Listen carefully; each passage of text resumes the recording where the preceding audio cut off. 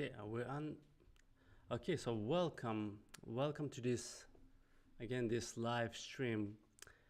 Last time we talked about this obviously this transition between from AI economy from the internet-based economy to AI economy. This time we're gonna continue to go, but a little bit deeper. We're gonna focus. That's why I asked. Actually, I name it.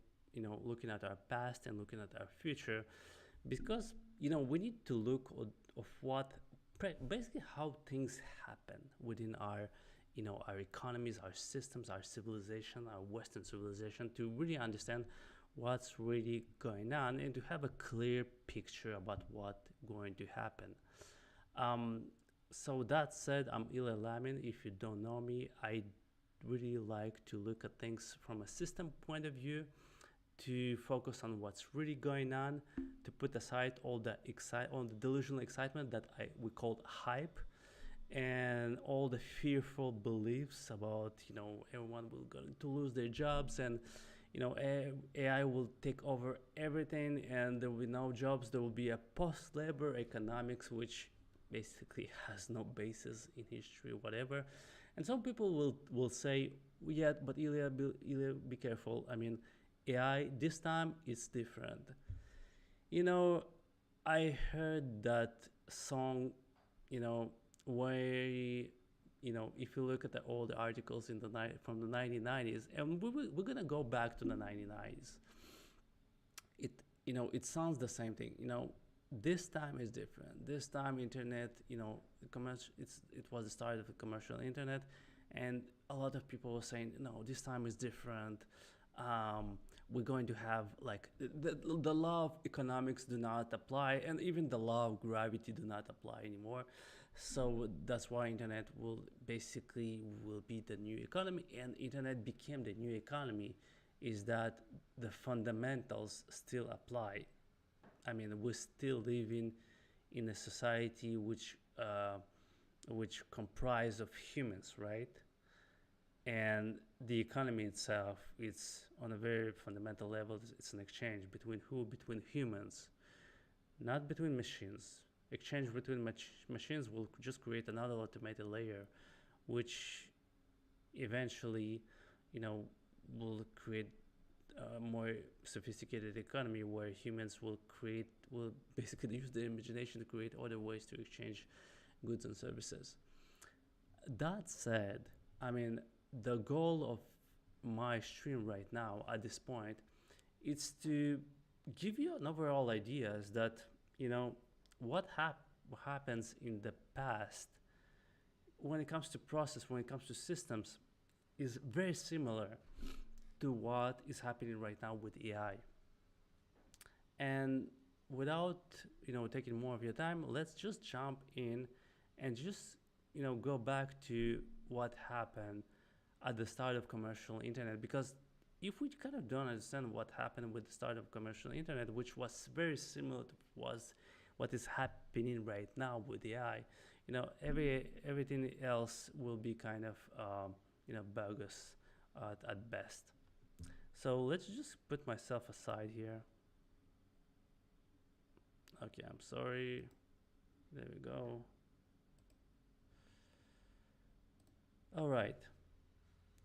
So, some of you will remember, if you're young enough, you will not remember these people that were actually, were born where, the mobile devices already existed. But back in the 1990s, we had, I mean, if we wanted to connect to the internet, we had the desktop computer with a dial-up connection of 56K, and before that it was 24K.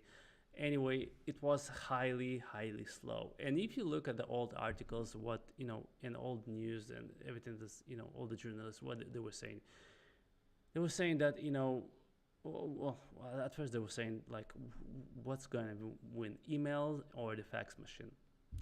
But also they were saying something like, well, internet is really interesting as a technology, it's exciting, but it doesn't add any productivity. And that's actually what the corporation were saying, because at the time internet wasn't practical at all. It was exciting, you could do a lot of things. there's a lot of young adults and teenagers that were on the web and they were experimenting, and yeah, it was interesting and even amusing.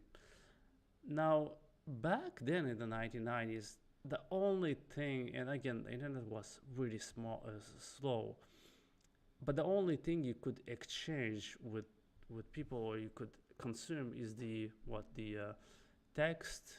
I mean, you could download images, but it was slow, by the way. You could also do something like watch very small, like tiny videos if you're lucky. Um, then what happened is that, well, internet became a little bit faster. And when it became faster with a broadband connection, um, it gives us the ability to do things that we haven't been able to do before. Basically, it gives us capability. But if we compare the internet that was before with what's going on with AI, we see similarities. Like right now, we could generate with AI, we could generate text. That's a lot. Most of the people that we generate text. Then what else? Well, we could generate images. Some of us are generating images, and well, you could also generate videos, but also very small videos, like 10, 20 seconds at best. That's the only thing you could do. Because what? Because the computing power is limited. That's the limitation. In the same way that the internet was limited by the speed of the internet connection, but how much data we could exchange. In the same way, AI right now is limited by the computing power, by the processing power of those GPUs or the microchips, that those processing units. We have this limitation. Now, if we go back to the 1990s, uh, obviously, again, we were limited at, basically watching static web pages where there was not a lot of content. Once the internet became a little faster, we had the ability to exchange, pieces of music, soundtracks, with Napster, by the way. Now, by 2005, it became even faster. Then we were able to exchange videos. Now, when it became even more faster, by 2008, we had live streams events on the internet. And eventually, well, the mobile devices came, and the adoption just exploded, because every one of us had a powerful computer connected 24 hours a day, 7 days a week, to the web, to the internet. And that's where the internet, just the web just exploded with all those social medias and everything that goes with. Now, we also learn how to use the internet in the same way we're going to learn how to use AI. Back to the 1990s, we thought that everyone needs to have their own website. If not, they will simply not exist. That was the idea. Everyone needs to build their own website, and we saw the proliferation of those web agencies that were building websites. Those Flash intro web, those intros with Flash, I think, and that was kind of annoying. I mean, nobody understood why you need to have an intro to a website like an animation. But back then, that's how it was. Everyone thought, if you have a business, if you want to be out there, you need to have a website. Eventually, we understood that, well, actually, no. I mean, the best thing to be out there on the web is just to create one website that we will call a web platform, highly sophisticated.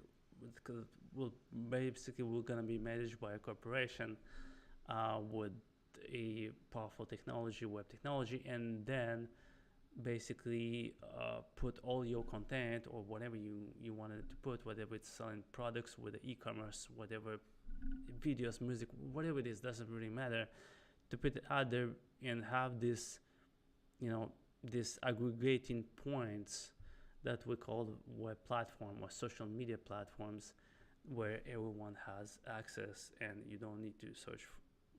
You don't need to go from one website to another.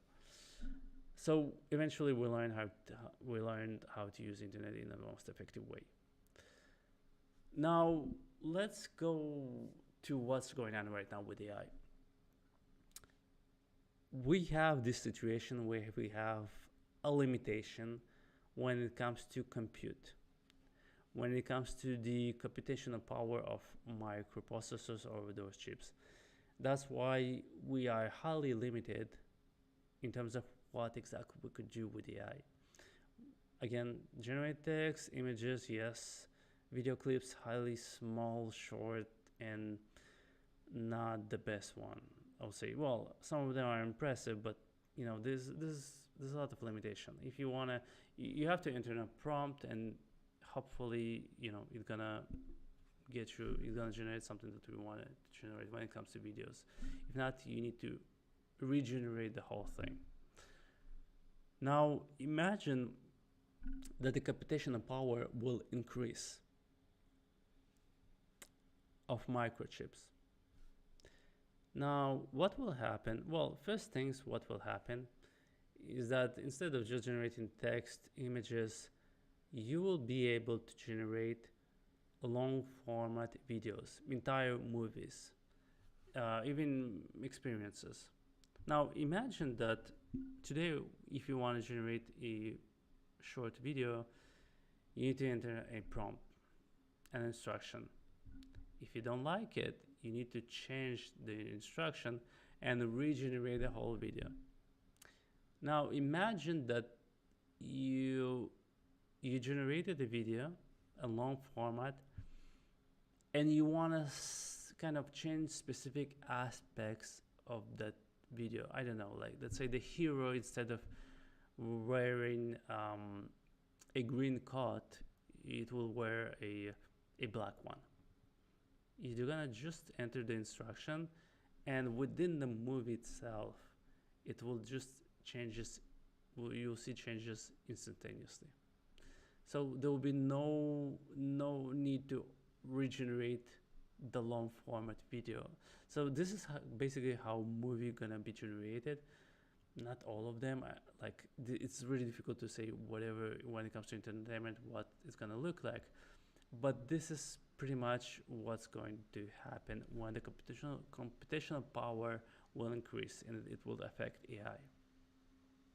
Now let's increase it even more. What will happen is that eventually AI will become context aware. What do I mean by that? Well, at the moment, if you wanna, let's say if you want to have if you want to have suggestions from AI about specific topics, you have to enter a prompt. You have to enter an instruction. It's very highly manual, right? You have to trigger the AI to do something. Now imagine when AI is connected, is seeing what you're seeing, hearing what you're hearing, aware of your behavior, 24 hours, 7 days a week, always. It always get the data from you. You don't need to ask something or trigger it. It's just there and feeding you with information about your environment, about your interactions with events, people, places. Now, the human mind filters a lot of what we see out there. Actually, we see the world through a keyhole, basically. Only a fraction of what's out there, we have the perception, and we have a subjective interpretation, actually. Now imagine how we'll see the world when we'll become even more aware, because what AI essentially does, it gets the data, processes it, and gives us relevant information. Now, imagine how we'll see the world when we become much more aware of our environment, of our personal environment. That's where it's become interesting, and that's where AI becomes omnipresent and actually changes the way we perceive the reality itself. Now, let's just take it and increase the computational power even more. And there where we gonna go into virtual environment that are instantaneously created. Imagine a video game that is instantaneously created just for you. I mean, the whole experience, whatever it's for training, entertainment, educational purposes,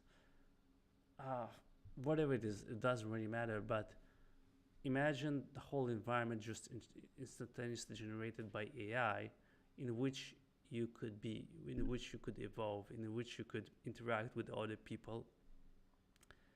For that to be a reality, it's not only about the computational power in AI, it's also about the fact that eventually microelectronic components will become so small, so light, but also so powerful, is that they will be basically integrated with what could be called as augmented reality glasses.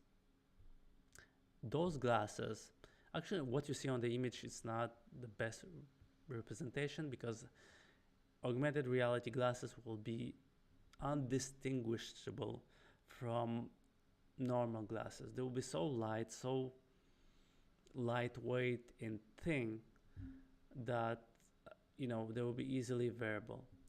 The one of the problems, and I know what you're gonna say, I mean, Ilya, we already tried HoloLens 1, HoloLens 2, and all of those augmented reality headsets. They simply don't work. They're not practical. They are bulky. I mean, of course, you're not gonna wear a 1 pound of electronic on your head for hours. It's just not practical. It just will not happen. That's why I said the microelectronic component at a certain point will become so small, so lightweight, they will be integrated within normal, basically, glasses that people wear. That's why they will become, you will see an association from augmented reality glasses, with AI. It will give you a completely different reality by itself, a completely different experience. And of course, right now, augmented reality glasses are simply not practical. I mean, the microelectronic components are not small enough. That's simply the reality of what's going on. Eventually, it will change, and it will see a completely new environment. So we'll be able, actually, we'll have a choice from having a completely 100% virtual reality, and also we'll have a choice to have a augmented reality where the reality out there will be kind of responsive. When you'll see, virtual components or virtual aspects of it on top of, the usual thing, the usual streets or usual physical things that you see out there, with the association or with the help of AI, the whole reality, what's called, will become simply highly responsive. I mean, not only will AI will be highly aware, context aware of what's going on with you, and will try to help you in any ways possible, but also it will kind of give you an information about those everything that's around you, basically. What's going to be very highly exciting, because you will understand things that usually you don't understand, and that will be very interesting as an experience by itself. Okay, so we at this point we kind of explored, it's already 20 minutes that I'm on this live stream, but you see we got over what's really going on with AI and how the process is evolving. It's the same thing that what happened in the 1990s. Yes, not the same capability. Yes, it's not the same technology. You know, internet was all about the exchange of information. um, AI will be all about the kind of automation of decisions. Maybe not the decisions on a broader way, but it will be more than, it will be more about the changing of our reality from one way or another.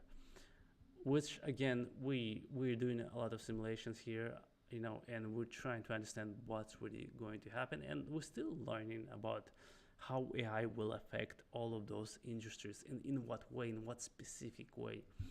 Because to have a clear picture, we need to get into specifics, pretty much understand what specifically will going to happen with AI, with all the industries, including entertainment industry, including medical, sector, which, but about the medical sector, it's really interesting, and I think I will do a whole stream just about the medicine and the medical sector, because what we have right now is it's basically a highly interventionist medical sector, where we have we don't do a lot of preventive, you know preventive operations. We don't do a lot of what's called preventive medicine.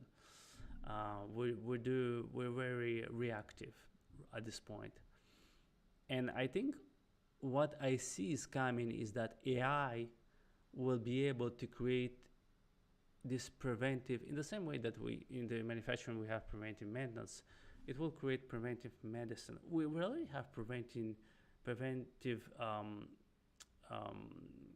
procedures when it comes to healthcare, but those preventive procedures, first things first, they are highly expensive. They're time consuming. They need a lot of energy. They need a lot of resources, and not everyone has access to those.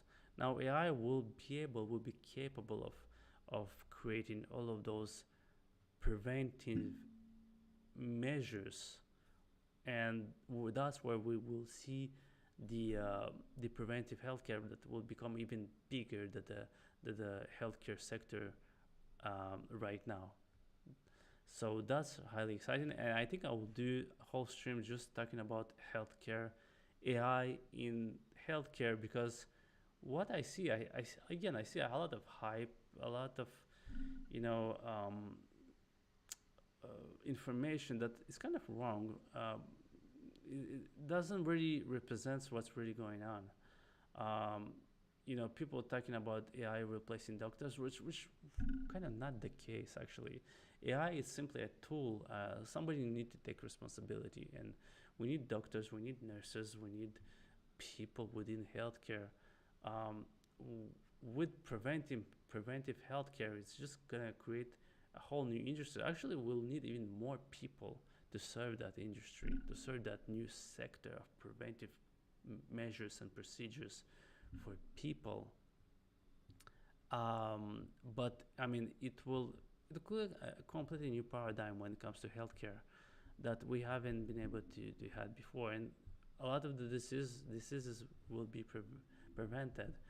And I will not be surprised if the life expectancy will just explode, and we'll live for 100, 120, even 140, 160 years, and being quite healthy, to in a certain way. Now that's the medical sector. Also, it will touch material science. Just imagine imagine when it comes to material science, a lot of people thinking about when it comes to material science. Obviously, I'm thinking about nanotechnology, but a lot of people thinking about, oh well, programmable matter. This science fiction idea that you could program matter with nanotechnology, and it will simply change its shape. Actually, I'm talking about something pretty much something much more down to earth. AI is already influencing the advancement in nanotechnology. When it comes to nanotechnology, one sector that I'm looking at it and I think it will influence a lot is the EVs, electric vehicles. Um, Electric vehicles are limited by the capacity, the energy capacity within the vehicle battery. If when we will have the ability to more and more replace lithium by nanoparticles, we'll see that we'll be able to have batteries with much more capacity of energy. When we have more energy within a battery, I will not be surprised if those electric vehicles will have an autonomy on a single charge of 1,000, 2,000, 3,000 miles. And when they're gonna be mass produced, and they will gonna be mass produced, and the price will go even they become even more affordable because electric vehicles, you know, the electric vehicles, a bit, one of the what driving the price of an electric vehicles is not the electric motors, it's practically the battery itself. And when we're gonna replace gradually lithium by nanotechnology, we'll see that the price of battery will just drop, and from with that, we'll see the drop in the price of the electric vehicles. So I'll see just the explosion within the electric vehicles. I know right now it's difficult to imagine it because we kind of have a slowdown when it comes to electric vehicles, and the capacity is unfortunately we have a limited capacity when it comes to battery and how much energy we could get into an electric vehicle battery. But once that the nanotech jump in and we have this increase, that's where the electric vehicles will just explode, and it's going to be everywhere practically. I think it's going to replace the gasoline vehicle for sure. But AI is not only that. It's AI also going to create new institutions. The institutions that we have right now, unfortunately, they're too heavy, too bureaucratical, highly inefficient. They served us really well in the 20th century, but within 21st, not so much. And what I see with AI is that we'll see new institutions, whatever it's in education, healthcare, within all those government services, we'll see new institutions that will just pop up, that will gonna use AI or some aspect of AI, and eventually they will basically replace those old institutions. I'm not within those people that believe that all institutions will change. They will not. They cannot change. They too bogged down in their old processes, in their old ways of doing things. It's just the nature of who they are. There's nothing bad about it. But I see the emergence of new institutions that will eventually replace the old one, and that's highly exciting because we need new institutions that are able to take on the load of what's on the challenges and what's going on, and basically serve people. Because at this point, unfortunately, what we see and a lot of people see is that the old institutions doesn't serve people anymore. They serve maybe specific interests, and very often they serve the bureaucrats and people that are already in those institutions. Basically, those people that working for the institutions, they basically serve themselves, unfortunately. So I think that's also going to be replaced with AI. And also AI will have such a tremendous effect on our psychology. It already has a tremendous effect on our psychology. Some people are having discussions with AI, discussions that they with AI bots, basically discussions that probably they won't be able to have with other people, including other professionals like psychologists. I think, and this is something that's difficult to say, but I think the psychology, the sector of psychology will see a tremendous change. And if you are a traditional psychologist, probably you will need to, questions whatever you're doing, because I see more and more people, and actually we've been simulating, if AI could help within uh, people that probably not suffers a lot from a cycle. I mean, obviously there's some limitations, but a lot of people, they don't have, um, they're not diagnosed with some. Um, Again, I'm not a psychologist, but they're not diagnosed with something very serious. Very often, those are highly healthy individuals, but they have challenges. But very often, AI could help a lot, and it's already helping a lot. Um, those people to not only to express themselves, but also to find the um, the root of their problems and actually find some solutions. Uh, Again, probably not gonna replace the psychologists. There's highly, they're very, there is very, how can I say that? Very competent psychologists out there, but I think the the fact that it will affect the psychology of people in such a tremendous way, we need to. There's a whole stream that I just wanted to say, to make just about AI and psychology, because it's gonna affect us in a tremendous way, and I think it's in a highly positive way. Again, like with any technology, there will be abuse, there will be people that will misuse it, and there will be people that will harm other people and actually themselves.